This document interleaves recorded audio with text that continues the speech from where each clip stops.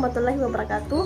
Perkenalkan, nama saya Sujat Manegara dari kelas reguler A22 dengan NIM 22084 AF dari Akademi Farmasi Yamasi Makassar. Di sini saya akan menjelaskan tentang anatomi fisiologis sistem reproduksi pria dengan dosen Maulana Zulkarnain Imansyah, Sarjana Farmasi Magister Biomedik. Sebelum kita masuk ke dalam materi, kita harus tahu dulu apa sih itu sistem reproduksi pria dan apa sih fungsinya. Jadi, sistem reproduksi pria adalah sistem biologis yang terdiri dari organ dan jaringan yang digunakan reproduksi untuk berkembang biak pada pria. Pada sistem reproduksi pria terdapat alat reproduksi atau alat kelamin yang memproduksi sel atau berkembang biak. Adapun fungsi dari sistem reproduksi pria adalah untuk memproduksi, untuk menyimpan, dan menyalurkan sperma untuk membuahi sel telur. Adapun komponen sistem reproduksi pria yaitu 1. Alat reproduksi dalam, yaitu ada testis.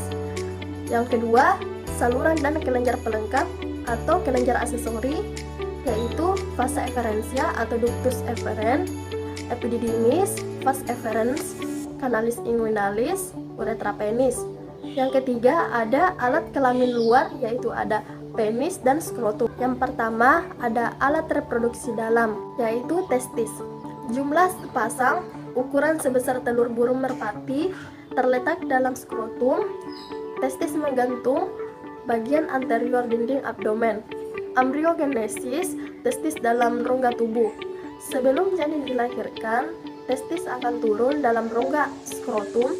90% tersusun atas tubulus seminiferus. Tubulus seminiferus terdiri atas sel epitel yang akan mengadakan pembelahan mitosis dan meiosis menjadi spermatozoa. Spermatogenesis dimulai dari usia 13 tahun atau usia pubertas, berlangsung seumur hidup. Di antara tubulus seminiferus terdapat interstitial atau sel Leydig. Fungsinya mengontrol perkembangan karakteristik seks sekunder pria. Yang kedua, ada saluran dan kelenjar aksesori. Yang pertama, ada vasa efferentia.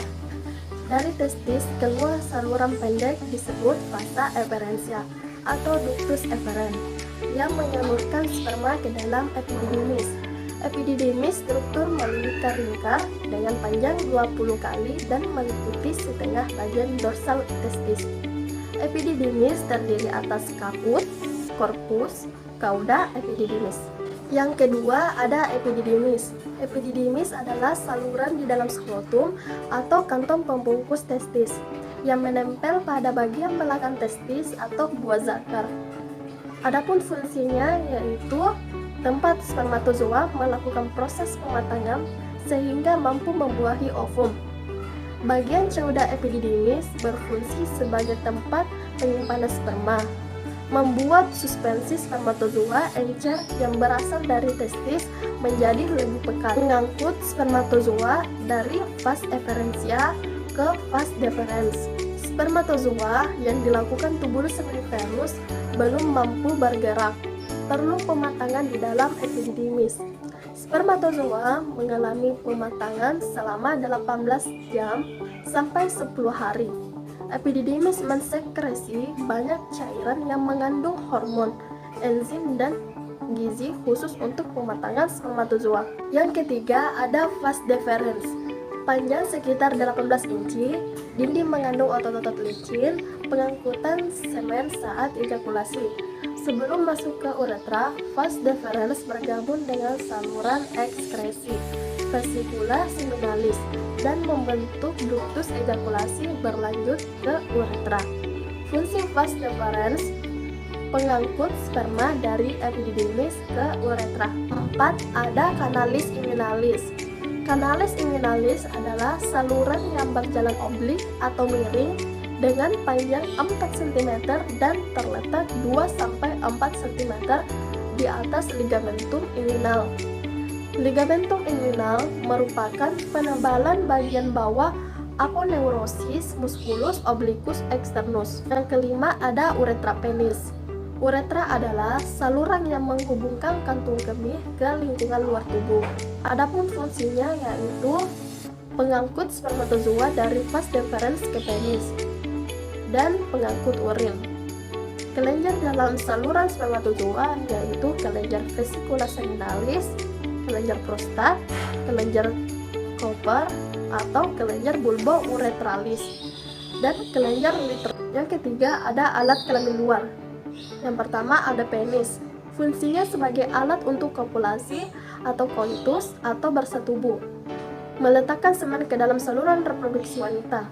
Sebagai alat untuk pengeluaran urin, terdiri dari akar, badan, dan ujung bebas yang berakhir pada gland penis. Badan penis terdiri atas corpus cavernosum dan corpus spongiosum.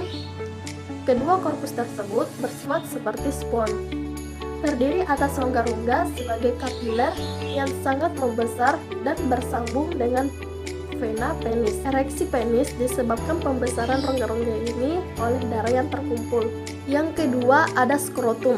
Skrotum adalah kantong pembungkus testis, tersusun oleh kulit dan jaringan subkutan yang tidak mengandung lemak.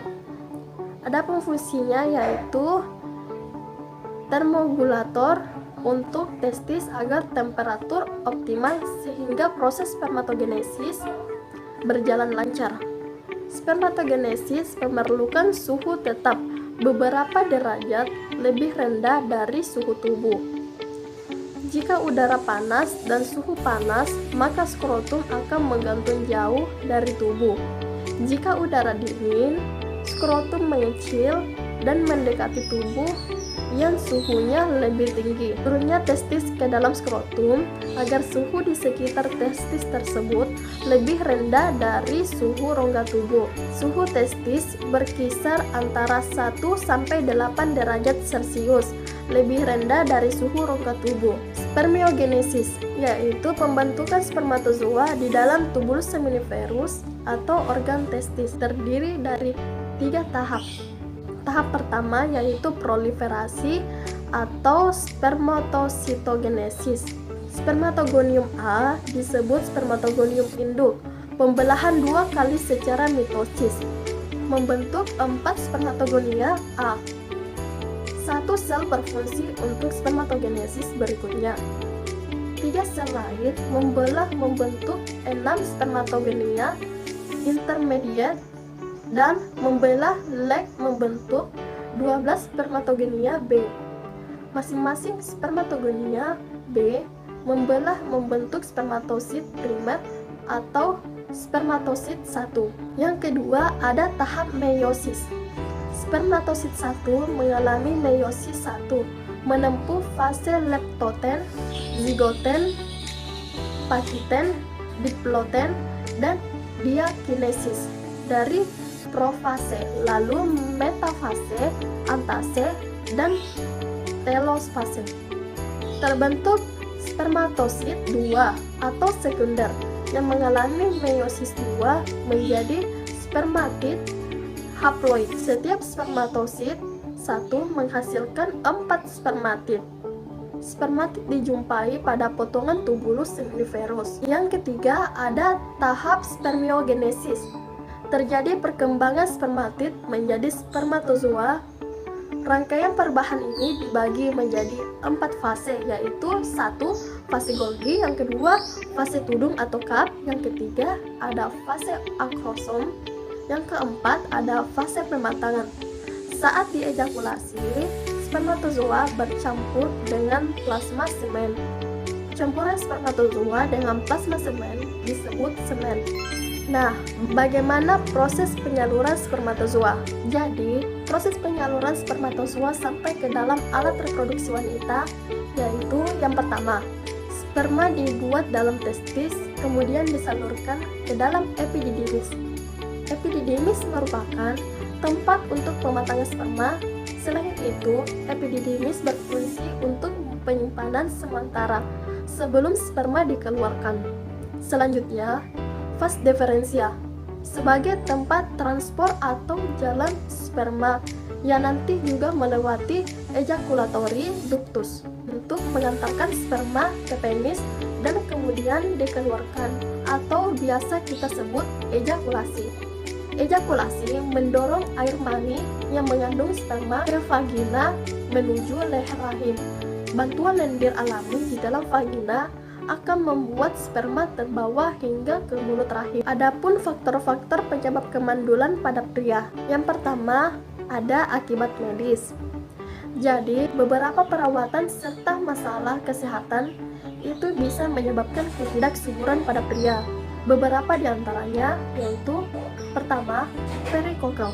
Pada kondisi ini adalah pembengkakan pembuluh darah yang bisa mengeringkan testis. Yang kedua, infeksi. Beberapa infeksi dapat menyebabkan atau mengganggu produksi sperma atau kesehatan sperma atau biasa disebut kualitas sperma yang jelek karena infeksi. Faktor selanjutnya yaitu akibat lingkungan. Adapun penyebabnya secara spesifik yaitu paparan bahan kimia industri, paparan logam berat seperti timbal, paparan sinar X atau sinar radiasi, serta testis yang terlalu panas. Testis yang terlalu panas akan merusak produksi dan fungsi dari sperma tersebut. Faktor yang terakhir yang dapat mengakibatkan kemandulan adalah faktor akibat gaya hidup. Beberapa pola hidup yang dapat mempengaruhi kesuburan pada pria yaitu adalah perokok yang berat, penggunaan obat, pecandu, serta stres emosional. Sekian dari penjelasan tentang sistem reproduksi pria yang saya bawakan. Semoga memberikan manfaat dan informasi tambahan pada teman-teman. Atas perhatiannya, saya mengucapkan terima kasih. Wassalamualaikum warahmatullahi wabarakatuh.